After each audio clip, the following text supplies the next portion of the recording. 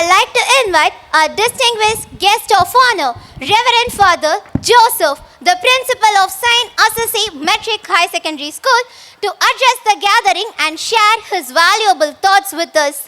Friends and respected guests, please join me in welcoming our guest of honor to the stage.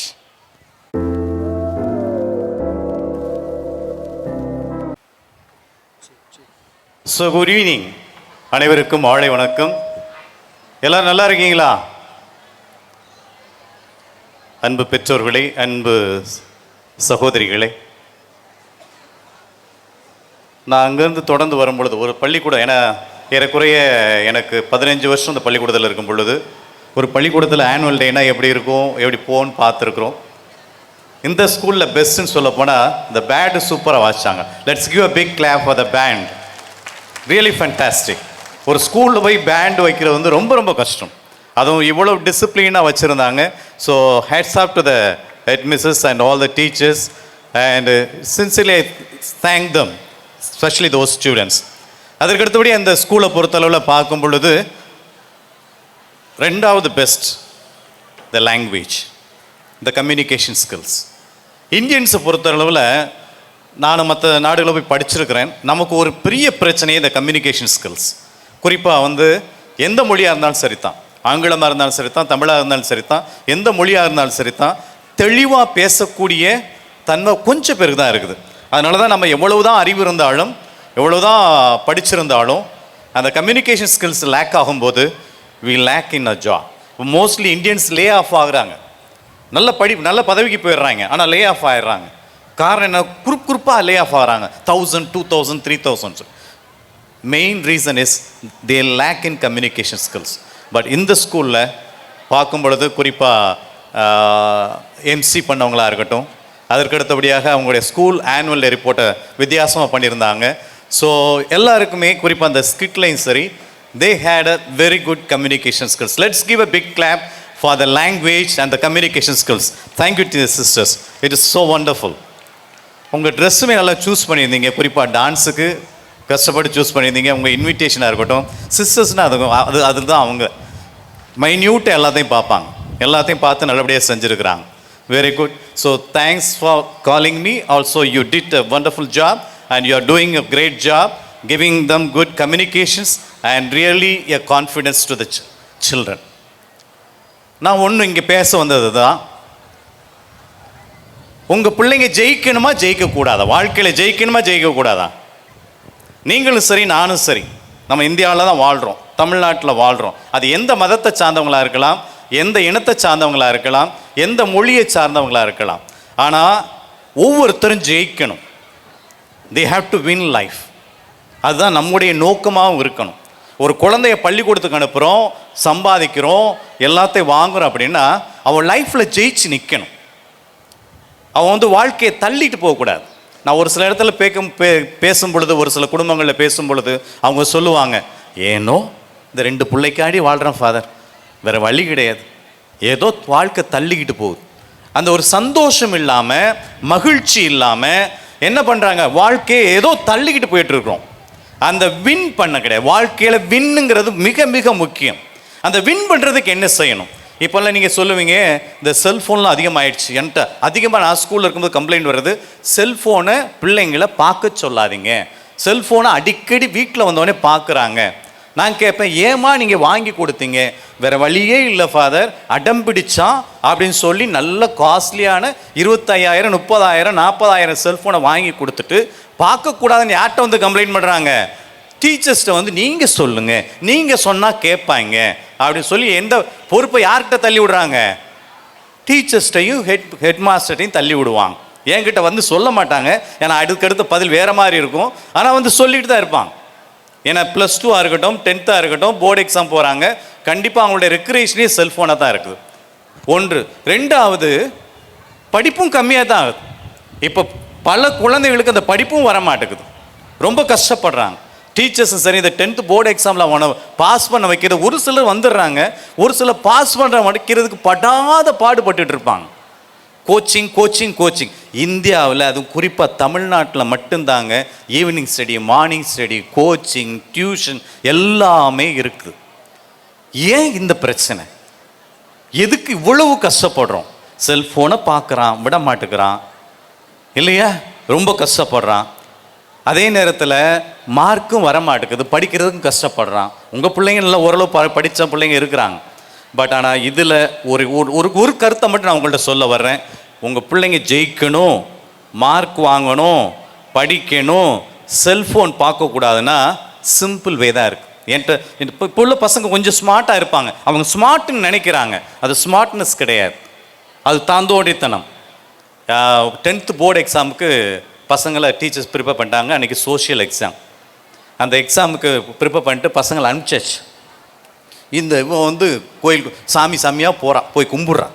யார்? முன்னாடி உள்ள காலகட்டங்களில் students தான் பயந்துக்கிட்டு போவாங்க. இப்போ யார் பயந்துக்கிட்டு இருக்கா தெரியுமா? டீச்சர்ஸ் தான் பயந்துட்டு இருக்கிறாங்க. டீச்சர்ஸும் பிரின்சிபல்ஸ் தான் பயந்துட்டு இவன் எப்படி எழுதிட்டு வரப்பாரானோ, கொஷின் எப்படி இருக்குதோ தெரியலையேன்னு சொல்லி இவங்க கோயிலாக சாமியாக போய் கும்பிட்டுட்டு இருக்கிறாங்க. இந்த டீச்சரும் போய் மெழுகுவர்த்தி ஏற்றி வச்சு அந்தோனியாருக்கு முன்னாடி போய் நின்று வேண்டிக்கிட்டே உட்காந்துருக்கா. மாதாவ டைம் போகிறான், மாற்றி வர ஸ்டூடெண்ட்ஸுடைய அந்த ரோல் நம்பரை பூரா போய் சாமிக்கு காலடியில் வச்சு வேண்டிகிட்டே இருக்கிறான். இந்த பசங்க பரீட்சை எழுதிட்டு வர்றாங்க. பஸ்ஸில் கொண்டாந்து விடுறோம். பக்குன்னு போயிட்டு முன்னாடி நின்று மூச்சு வாங்க போயிட்டே நல்லா எழுதுனீங்களா அப்படின்னு கேட்டால் எல்லோரும் நல்லா எழுதுனா. ஒரே ஒரு பையன் கொஞ்சம் ஃபெயில் ஆகிரும் போல இருந்தது, ரொம்ப வீக் பையன் தான். அவன்கிட்ட போய் இந்த டீச்சர் கேட்குறாங்க, பாஸ் பண்ணிடுவியாடா? பாஸ் பண்ணிடுவியாவா? என்ன டீச்சர் இப்படி போய் எனக்கு இந்த கேள்வி கேட்டுட்டீங்க, என்கிட்ட போய் இந்த கேள்வி கேட்டுட்டீங்களே, நான் சென்டம் எடுக்க போகிறேன் டீச்சர் அப்படின்னா. தூக்கி வாரி போட்டு டீச்சர் நான் பக்கத்துலேருந்து பார்த்துட்டே இருக்கிறேன். நான் சென்டம் எடுக்க போகிறேன், நீங்கள் கவலைப்படாதீங்க. நீங்கள் எதுக்கு கவலைப்படுறீங்க? நான் சென்டம் எடுத்துருவேன் பாருங்க, ஒரி பண்ணாதீங்க, நான் சூப்பராக எழுதிட்டு வந்துட்டேன் அப்படின்னு சொல்கிறான். இப்போ உள்ள பசங்கள்கிட்ட நீங்கள் போய் கேட்டிங்கன்னா டீச்சருக்கு ஆறுதல் சொல்லக்கூடிய பசங்க அதிக பேர் இருக்காங்க. நீங்கள் ஏன் டீச்சர் கவலைப்படுறீங்க?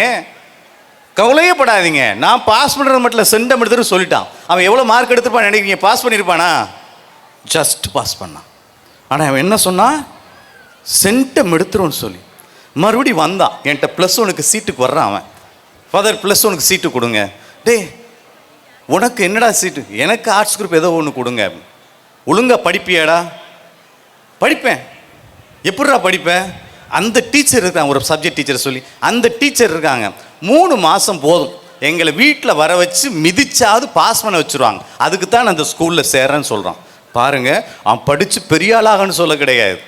3 மாதம் போய் டியூஷனை வச்சு இவனை நொக்கி இவனை பாஸ் பண்ண வச்சுக்கிறதுக்கு ஒரு டீச்சர் இருக்குது, இழிச்சாய் டீச்சர். பாவம் தான். இப்போலாம் வந்து ஹையர் செகண்டரி எடுக்கிற டீச்சர்ஸ் ரொம்ப கஷ்டப்படுவாங்க. ரொம்ப பேர் இப்போ கூலாக சொல்லுவான், டீச்சர் நீங்கள் ஏன் கவலைப்படுறீங்க, ஒரி பண்ணாதீங்க, எங்களை பற்றி கவலையே படாதீங்க. பாருங்களேன், முன்னாடி டீச்சர்ஸை பேசுகிறதே கஷ்டமாக இருந்துச்சு. இப்போ உள்ள பசங்க என்னது, டீச்சருக்கு ஆறுதல் சொல்லக்கூடிய அளவுக்கு போயிருக்காங்க. இது ஸ்மார்ட்னஸா? இது ஸ்மார்ட்னஸா? இது அறிவுள்ளதானம்மா? எந்த அளவுக்கு போயிட்டான்? நீ ஏங்க என்னை பற்றி கவலைப்படுற, எனக்கு பிரச்சனையே கிடையாது, பி தேர் அப்படின்னா என்ன அர்த்தம்? அவனுடைய வாழ்க்கையை பற்றி சீரியஸாக எடுக்கலை, எந்த லைஃப்பையும் பற்றி சீரியஸாக எடுக்கலை, ஒரு கிறுக்குத்தனம் தான் சொல்ல முடியும். ஸ்மார்ட்னஸ் கிடையாது, உண்மையில் இது ஸ்மார்ட்னஸ் கிடையாது. இப்படி தான் பசங்களும் இருக்கிறாங்க. அப்போது இப்போ உள்ள காலகட்டங்களில் நீங்கள் பிள்ளைங்களை வளர்க்குறதும் கஷ்டம்தான். உண்மையில் நீங்கள் பிள்ளைங்களை வளர்க்குறதும் கஷ்டம்தான். ஏன்னா எல்லாரும் செல்ஃபோன் வச்சுருக்காங்க, எல்லாம் 2 வீலர் வச்சுருக்கான். நான் சொல்லுவேன் 2 வீலர் வைக்காதீங்க அப்படின்னு. என்னுடைய ஸ்கூலில் வந்து 40-30 போலீஸ்காரங்க பசங்க படிக்கிறாங்க. 30 போலீஸ்காரங்க பசங்க படிக்கிறாங்க. நீங்கள் நினச்சிக்க இங்கேயும் இருப்பீங்க. 2 வீலர் கொடுக்காதுன்னு சொல்லுவேன், கொடுத்துருப்பாங்க, ஓட்டிகிட்டு போவான். நான் எனக்கு முன்னாடி ஃபாஸ்ட்டாக ஓட்டி போயிடுவான். கொடுக்கக்கூடாதுன்னு சொல்லுவோம், எதை செய்யக்கூடாதுன்னு சொல்கிறோமோ அதான் செஞ்சிட்ருப்பான். உங்களால் கண்ட்ரோல் பண்ண முடியாது. அது குறிப்பாக லீவு நாளில் வந்து பசங்களை கண்ட்ரோல் பண்ண முடியுதா? முடியலை. குறிப்பாக வந்து ஹையர் கிளாஸ் ஒரு 7th 8th 9th வந்துட்டாலே போதும், 10th வந்துட்டாலே இப்போ சொல்லு பேச்சு கேட்குறதில்ல. அப்போ இப்போ இருக்கிறதில்ல. எப்படி வாழ்க்கையில் அவன் ஜெயிக்க வைக்கிறது, எப்படி ஜெயிக்க வைக்கிறது? ஒரே ஒரு சிம்பிள் டெக்னிக் தாங்க, வேறு ஒன்றுமே கிடையாது. அவன் வாழ்க்கையில் ஜெயிக்கணும் அப்படின்னா நீங்கள் ஒன்று செஞ்சே ஆகணும். நான் படிச்சுட்டு இருக்கும்போது ஒரு பெரிய, நான் ஸ்டேட்ஸில் படிச்சுட்டு இருந்தேன். அப்போது என்னை வந்து ஒரு பெரிய தொழிலதிபர் டின்னருக்கு கூப்பிட்டுருந்தார். நான் டின்னருக்கு போயிருந்தேன். போயிட்டு உள்ளே உட்காந்துருக்கும் பொழுது அவங்களுக்கு அப்போது வந்து ஜூலை மாதம் ஹாலிடே மந்த். ஒரு பையன் வந்து கிரேடு 9 படிக்கிறான், ஒரு பையன் 7th ஸ்டாண்டர்ட் படிச்சுட்ருக்கான். இவர் வந்து பெரிய ஒரு தொழிலதிபர், ஏறக்குறைய 5000 பேர் இவர்கிட்ட ஸ்டேட்ஸில் அந்த கம்பெனியில் வேலை பார்த்துட்டு இருக்கிறாங்க. நான் கேட்டேன், உங்கள் பசங்க எங்கே அப்படின்னு கேட்டேன். ஃபாதர் அவங்க வந்து சம்மருக்கு வந்து ஒர்க்குக்கு போயிட்டாங்க, ஒர்க் எக்ஸ்பீரியன்ஸ் போயிட்டாங்கன்னு சொன்னாங்க. ஒர்க் எக்ஸ்பீரியன்ஸா? உங்கள் ஃபேக்ட்ரிக்கு போயிருக்காங்களா? இல்லை, அவங்க 2 பேரையும் இன்னொரு ஃபார்முக்கு அனுப்பியிருக்கிறேன் அப்படின்னாங்க. ஃபார்முக்கா? ஏன் உங்கள் ஃபேக்ட்ரியில் வேலைக்கு போட்டிருக்க வேண்டியானே? நோ ஃபாதர், அது சரிப்பட்டு வரமாட்டான், இன்னொரு ஃபார்முக்கு போட்டிருக்கேன். என்ன ஃபார்ம் அது அப்படின்னா 100 பசுமாடுகளை வச்சு பால் கறக்கிற ஃபார்ம் அது. இந்த 2 பசங்களும் போய் என்ன பண்ணுறாங்க தெரியுமா? காலையில் 4:30க்கு எந்திரிச்சு சாணி அள்ளுற வேலை. காலையில் எந்திரிச்சு என்ன வேலை? சாணி அள்ளுற வேலை பார்க்குறாங்க இந்த 2 பசங்களும். இவர் 5000 பேரை வேலைக்கு வச்சிருக்கிறார், பெரிய தொழிலதிபர். ஆனால் அவங்க பசங்களை லீவில் எங்கே அனுப்பிச்சிருக்கிறாரு? சாணி அள்ள வச்சிருக்கிறார். அப்போ கேட்டேன், ஏன் உங்கள் இதில் வேலைக்கு அனுப்பாமல் ஏன் சாணி அள்ள வச்சிருக்கேன்னு கேட்டேன். ஃபாதர், இந்த 5000 பேர் இல்லை, இன்னும் 10,000 பேரை வச்சு இவன் வேலை வாங்கணும்னா இவன் பொறுப்புள்ளவனாக மாறணும்.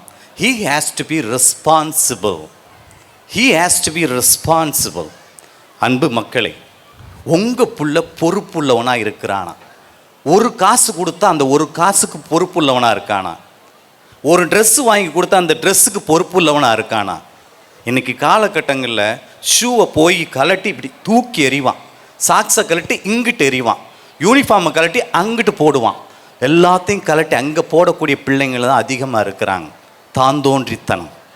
அப்போது ஒரு பையன் ஜெயிக்கணும்னா அவன் ரெஸ்பான்சிபிளாக இருக்கணும், அவன் பொறுப்புள்ளவனாக இருக்கணும். அவன் பொறுப்புள்ளவனாக இருக்கணும் அப்படின்னா நீங்கள் என்ன செய்யணும் தெரியுமா? என்ன செய்யணும் தெரியுமா? ஒரு பையன் 4ஆம் கிளாஸ் படிக்கும் பொழுது, உண்மையிலே இதை தெரிஞ்சுக்குங்க, இதை செய்யாட்டி உங்கள் பையனை நீங்கள் ஒழுங்காக வளர்க்கலைன்னு அர்த்தம். வளர்க்க முடியாது. 4ஆம் கிளாஸ் படிக்கும் பொழுது அவன் ட்ரெஸ்ஸை அவனை துவைக்க வைக்கிற பெற்றோர்கள் தான் சிறந்த பெற்றோர். அவனை ட்ரெஸ்ஸை அவனை துவைக்க வைக்கணுங்க.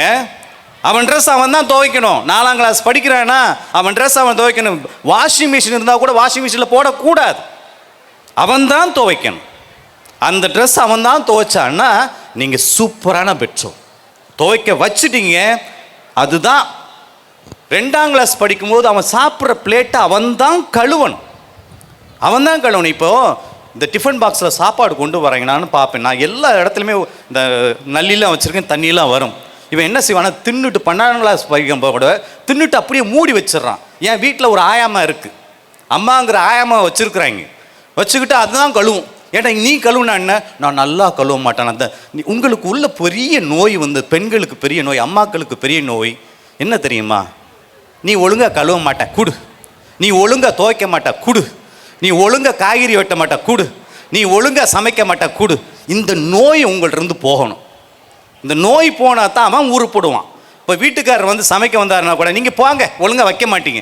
என்னமோ இவங்க பாண்டித்துவம் பட்டு பெரிய ஐஏஎஸ் பெரிய பட்டம் படிச்சுட்டு வந்த மாதிரி நீ ஒழுங்காக செய்ய மாட்டேன், நீ அங்கே வர மாட்டேன், நீ இங்கே வர மாட்டேன், நீ இதுக்கு ஒரு ஒத்து வர மாட்டேன், நீ அதுக்கு ஒத்து வர மாட்டேன். கெடுத்து குட்டிச்சோறாக்குறீங்க, கெடுத்து குட்டிச்சோறாக்குறீங்க. அவன் பழகுறது அப்படி தான் செய்வான். நான் இதை சொல்லிட்டு இருந்தேன், டேய் எங்கள் 4ஆம் கிளாஸ் பையன்கிட்ட வந்து உங்கள் வீட்டில் இருக்க பொருளாக நீ தொடைடான்னு சொல்லினேன். கொஞ்சம் ஆர்வ கோளாறு ஆகி போச்சு. அவங்க அம்மா லீவில் போயிட்டாங்க, இவன் போய் தொடச்சான், டிவியை தொடச்சான். அவங்க எல்இடி டிவி வச்சுருந்தாங்க. எப்படி தொடச்சான் தெரியுமா? ஈரத்துணியை சோக் பண்ணிவிட்டு வந்து நல்லா டிவியை தொடச்சிட்டான். தொடச்சா என்ன ஆகும்? அதை புளியாமல் கூட டிவிக்குள்ளே தண்ணி போயிட்டு போனவுடனே அவங்க அம்மா அது தெரியாமல் வந்து டிவியை போட்டோடனே தபான்னு விடுச்சு. யாரா சொல்லி கொடுத்தான்? எங்கள் பிரின்சிபல் தான் சொல்லி கொடுத்தாரு அப்படின்னு சொல்லி வந்தது. இப்போ நான் இருக்கேன், ஃபாதர் எனக்கு வந்து 30,000 ரூபாய் டிவி போச்சு, நீங்கள் வாங்கி கொடுக்குறீங்களா அப்படின்னு கேட்டுச்சு. ஏன்? என் பையன் சும்மா கிடந்தான், அவனை துடைக்க வச்சு என் டிவியை வீணாக்கி போட்டான் அப்படின்னு சொன்னாங்க. நான் சொன்னேன், அவனுக்கு என்ன வயசு? இப்போ 4ஆம் கிளாஸ் படிக்கிறான். ஒரு டிவியை எப்படி துடைக்கலன்னு சொல்லி ஒரு அம்மா இதுவரை சொல்லி கொடுக்காத ஒரு அம்மா, அதுவும் அது கவர்மெண்ட் ஸ்கூலில் டீச்சர். நீ ஒரு டீச்சரா? ஒரு டிவியை துடைக்கிறவங்களுக்கு இதுவரை சொல்லிக் கொடுக்க தெரியல? 4ஆம் கிளாஸ் படிக்கிறான். அப்போது 5ஆம் கிளாஸ் படிக்கும்போது அவன் காய்கறி வெட்ட தெரியணும். 6ஆம் கிளாஸ் படித்தானா வீடை கூட்டணும், அவன் தான் டெய்லி கூட்டணும். நான் சொல்கிறது வந்து எப்பாவது ஒரு முறை கிடையாது, நீங்கள் நோய்வாய்ப்பட்டு இருக்கும்போது கிடையாது, எப்பொழுதும் செய்யணும். டெய்லி அவன் செய்யணும். டெய்லி அவன் தான் வீட்டை கூட்டணும், அவன் தான் காய்கறி வெட்ட உங்கள்கிட்ட வரணும். 8ஆம் கிளாஸ் 9ஆம் கிளாஸ் படிக்கும்போது சூப்பராக சமைக்க கற்றுக்கணும். நம்ம எல்லாருமே உயிருங்க. நம்ம வாழத்தான் பிறந்திருக்கிறோம், சாக பிறக்க கிடையாது, திங்க பிறக்க கிடையாது. நம்ம வாழத்தான் பிறந்திருக்கிறோம். எவன் ஒருவன் பொறுப்பை எடுக்கின்றானோ வீட்டில் அவன் தான் ஜெயிக்க முடியும். இல்லைன்னா தான் தோன்றியா தெரியுமா, தான் தோன்றியா தெரியும், எதுலையுமே பொறுப்பெடுக்க மாட்டான். அந்த சின்ன சின்ன காரியங்களில் வீட்டில் நீங்கள் பொறுப்பை கொடுத்து பாருங்கள், நாளைக்கு உங்கள் பாக்கெட்டை கரைக்க மாட்டான். நீங்கள் சேமித்து வைக்க தேவை கிடையாது, அவனுக்காக உழைக்க தேவை கிடையாது. நீங்கள் வாட்டில் நீங்கள் தின்னுட்டு போயிட்டே இருக்கலாம். அப்போது உங்கள் பிள்ளைங்க ஜெயிக்கணும் அப்படின்னா பொறுப்பை எடுக்கணும். பொறுப்பை எடுக்கணும்னா என்ன செய்யணும்? நீங்கள் அவர்களை இந்த வேலை செய்யணும். எத்தனை பேரண்ட்ஸ் நாளைக்கு வேலையை செய்ய ஆரம்பிப்பீங்க? கை தூக்குங்க பார்க்கலாம். என் புள்ள வாழணும் ஃபாதர், என் புள்ள வாழணும், அப்போ நான் செய்வேன் அப்படின்னு சொல்லணும். நீங்கள் போய் அந்த நேரத்தில் என்ன ரொம்ப பேர் கை தூக்குறீங்க, வாழ்த்துக்கள். எஸ், கண்டிப்பாக செஞ்சீங்க. செஞ்சாதான் உங்கள் பிள்ளைங்க உருப்படுவாங்க. இந்த சிஸ்டர்ஸ் நாங்கள் ஸ்கூலில் பாடத்தை கொஞ்சம் சொல்லி கொடுக்குறோம், உண்மைதான். ஆனால் நாங்கள் வளர்க்குறது கிடையாது. நீங்கள் சொல்லலாம், உங்கள்கிட்ட தானே ஃபாதர் அதிக நேரம் இருக்கிறாங்க, உங்கள்கிட்ட தானே அதிக நேரம் இருக்கிறாங்க. எங்கள்கிட்ட இருக்கிறாங்க, ஆனால் எல்லாருமே வெரைட்டியாக இருக்கிறாங்க. ஆனால் வாழ்கிறது யார்கிட்ட? உங்கள்கிட்ட தான் வாழ்கிறான். உணர்வோடு வாழ்கிறது உங்கள்கிட்ட தான் உணர்வோடு வாழ்கிறான், எங்கள்கிட்ட கிடையாது. அப்போது வெளிநாட்டுக்காரன் ஏன் இன்னும் ஜெயிக்கிறானா? ஒன்றே ஒன்றுங்க, அமெரிக்காக்காரன் ஏன் ஜெயிக்கிறான்னா 16 வயசில் பிள்ளைகளை வெளியே விரட்டி விட்டுறான். என்கிட்ட இருக்காதுன்னு போன்றான். அவனுடைய கல்ச்சராக கூட இருக்கலாம். ஆனால் அந்த பிள்ளைங்க 16 வயசில் போய் வெளியே நின்று வருது பார்த்தீங்களா? இன்னொரு கெட்ட பழக்கம் உங்கள்கிட்ட இருக்குது, பிள்ளைய பக்கத்தில் போய் படுக்க வைக்கிறது. செய்யாதீங்க, கெட்டது. அது கெட்டது. நீங்கள் உங்கள் பிள்ளை ரெஸ்பான்சிபிளாக வரணும் அப்படின்னா ஒரு தனி ரூமில் இருட்டறையில் இருந்து மேனேஜ் பண்ணணும். அப்போ தான் அந்த தைரியம் கிடைக்கும். உங்கள் பிள்ளைங்களை உங்கள் பக்கத்தில் படுக்க போடவே கூடாது. எத்தனை வயசில்? 3 வயசு முடிஞ்சிச்சா, away from there, get out, முடிஞ்சு போச்சு. நீங்கள் கல்யாணம் பண்ணியிருக்கீங்க அப்படின்னா கணவன் மனைவி தான் நீங்கள் கல்யாணம் பண்ணியிருக்கீங்க, அதுக்கு தான். ஆனால் பிள்ளைங்களை பக்கத்தில் படுக்க போடவே கூடாது. அது அவங்களுடைய உணர்வுகளையும் சரி வளர்ச்சியையும் தடுக்கும். இந்த இமோஷனல் மெச்சூரிட்டி வராது அவங்களுக்கு, எப்போதுமே உங்களை டிபெண்ட் பண்ணியே இருப்பாங்க. அப்போது அதையும் தடுக்கணும். அப்போது அவங்க ரெஸ்பான்சிபிளாக வரணுன்னா நீங்கள் இந்த காரியங்களை செய்யணும். ஒன்று, வீட்டில் வேலைகளை செய்ய விட வேண்டும். அது வேலைக்காரி வச்சுருந்தாலும் சரி, இவன் தான் இவனுடைய வாழ்க்கையை மேனேஜ் பண்ணணும், மெயின்டைன் பண்ணணும். அவனை மெயின்டைன் பண்ண தெரிஞ்சுக்கிட்டான்னா வெளியே வர வர ஒரு ஜாப்பை, ஒரு வீட்டை சூப்பராக மெயின்டைன் பண்ணுவான், சூப்பராக லீடராக வருவான். எத்தனை இங்கே இருக்கு பெண்கள் மனசாட்சியை தொட்டு சொல்லுங்கள், கை தூக்குங்க. ஒரே ஒரு கேள்வி தான், எத்தனை ஹஸ்பண்ட் உங்களுக்கு டெய்லி சமைக்கிறதுக்கு உதவி செய்கிறார்? There are very few. ஒரு 10 பேர் தான் கை தூக்கியிருக்கீங்க இல்லையா? இப்படியே உங்கள் பிள்ளைகளும் இருக்கணுமா? அது பசங்களா, ஒரு சில பொண்ணுகள்கிட்ட சொல்லுவேன், வீட்டில் போய் சமைமா. எனக்கு சமைக்க தெரியாது, நான் சமைக்க மாட்டேன். ஏன்? நான் ஒரு கேட்ரிங் படித்த மாப்பிள்ளையை கட்டிக்குவேன். பாருங்களேன் எவ்வளோ ஸ்டைலாக ஸ்மார்ட்டாக சொல்லணும். அதெல்லாம் கிடையாது, செஞ்சே ஆகணும். அப்போ உங்கள் பிள்ளைங்க ஜெயிக்கணும்னு என்னணும்? பொறுப்பெடுக்கணும். பொறுப்பெடுக்கிறதுக்கு ஃபஸ்ட்டு ஸ்டெப் எது? வீட்டில் உள்ள வேலைகளை செய்வது. எனக்கு ஒரு எக்ஸ்பீரியன்ஸ் இருக்குது. எங்கள் வீட்டில் நாங்கள் 5 பேர் எங்கள் அப்பா கஷ்டப்பட்டு படிக்க வச்சா. நாங்கள் படிச்சுட்டு தான் இருந்தோம். ஈவினிங் வந்தவுடனே ஒவ்வொரு ஆளுக்கும் ஒவ்வொரு வேலை கொடுப்பார். என்ன வேலை? எங்கள் வீட்டில் 4 பசுமாடு இருந்துச்சு. சாணி அள்ளுறது ஒருத்தன் அள்ளணும், அதுக்கு தண்ணி ஒருத்தன் ஊற்றணும், வீட்டுக்கு தண்ணி எடுத்து வைக்கிறவன் ஒருத்தன் வரணும், ஒருத்தன் சமைக்கணும், ஒருத்தன் வீட்டை கூட்டணும். இதான் ரொட்டீனாக வந்துட்டுருக்கும். நான் ஒரு நாள் ஒரு வேலையை மறந்துட்டேன், விளையாட போயிட்டேன். என்ன வேலைன்னா தண்ணி எடுத்து வைக்கிற வேலையை நான் மறந்து, எனக்கு அந்த வாரம் அந்த டேர்ன். வீட்டுக்கு 8 மணிக்கு வர்றேன்.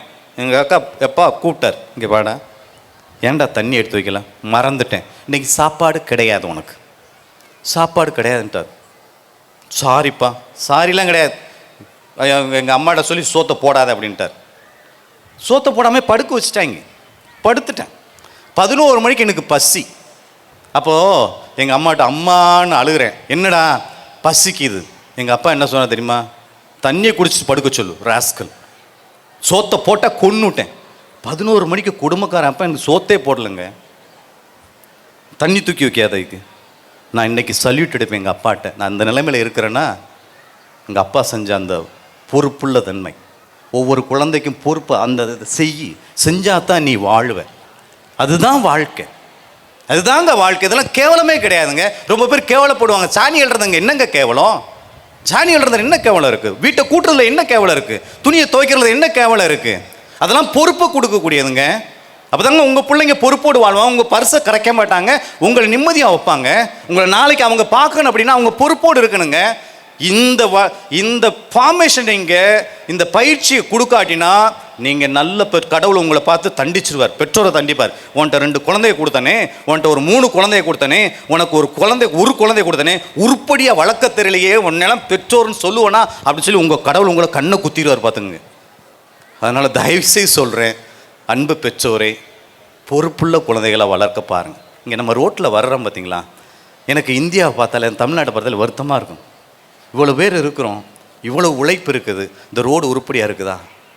ஏன்னா பொறுப்பில்லாத மனிதர்கள், பொறுப்பற்ற ஆஃபீஸர்ஸ். இந்த வீட்டில் இப்படி பொறுப்பு தான் பெரிய பெரிய நிலைக்கு வந்து எந்த பொறுப்பு எடுத்துக்க மாட்டேங்கிறான். நாளைக்கு ஒரு வீட்டுக்கு ரோட்டில் பள்ளம் கிடக்க அதில் விழுந்துட்டு வச்சுங்க, நீங்கள் போய் கேஸ் போடலாம். யார் பொறுப்பெடுப்பா அதுக்கு? அது அப்படி தான் இருக்கும், அதை மூடி போட்டுருவான்.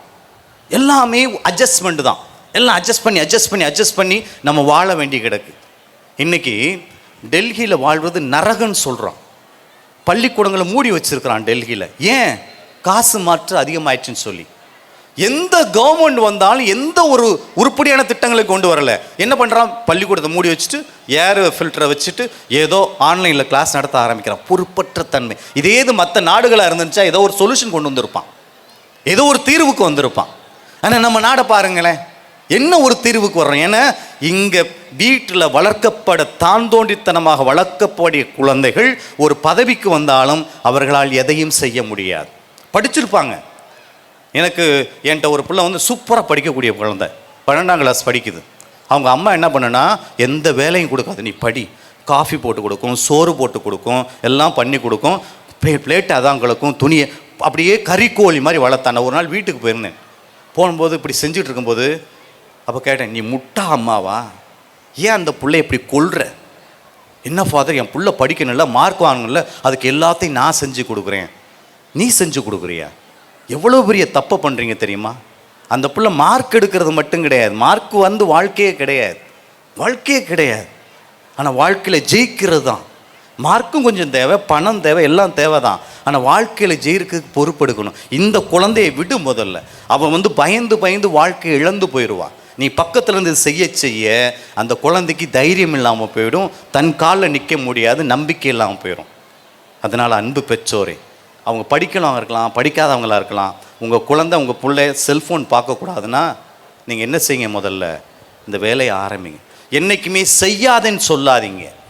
தயவுசெய்து செல்ஃபோனை பார்க்காத, அங்கே பேசாத, உட்காராத, செய்யாதேன்னு சொல்லாதீங்க. நீங்கள் சேர்ந்து செய்யுங்க. அதை பெற்றோரும் சேர்ந்து செய்யுங்க. நீங்களும் போய் வீட்டை கூட்டுறா, அப்பா அம்மா, அப்பா வாடா நம்ம 2 பேரும் வீட்டை கூட்டுவோம், வாடா காய்கறி வெட்டுவோம், வாடா இந்த வேலையை செய்வோம். நீங்கள் சேர்ந்து செய்யுங்க. உங்கள் பிள்ளை இதெல்லாம் தூக்கி போட்டுருவான், கண்டிப்பாக தூக்கி போடுவான். பொறுப்புள்ள குழந்தையாக வருவான், வாழ்க்கையில் வெற்றி அடைவான், உங்கள் பேரை பேசக்கூடிய குழந்தையாக இருப்பான், உங்களை நாளைக்கு மகிமைப்படுத்துவான். இல்லாட்டி என்ன பண்ணுவான்? டமே உனக்கு ஒன்றும் புரியாது, லூசுன்ட்டு போயிட்டே இருப்பான். அதனால் தயவு செய்து பெற்றோரே, நல்ல ஸ்கூலில் சேர்த்துருக்குறீங்க, உண்மையிலே இவங்க ஒழுக்கத்தை சொல்லி கொடுப்பாங்க, எல்லாத்தையும் சொல்லி. ஆனால் வாழ வைக்கிறது யார்? நீங்கள் தான். கடவுள் அருமையான கொடையை கொடுத்துருக்கிறார், குழந்தை செல்வத்தை கொடுத்துருக்கிறார். வீணாக்கிறாதீங்க, தயவு செய்து வீணாக்காதீங்க. அவங்கள வாழ விடுங்க, உயிர் வாழணும். உங்கள் அனைவருக்கும் வாழ்த்துக்கள், சகோதரிக்கும் வாழ்த்துக்கள். தேங்க்யூ.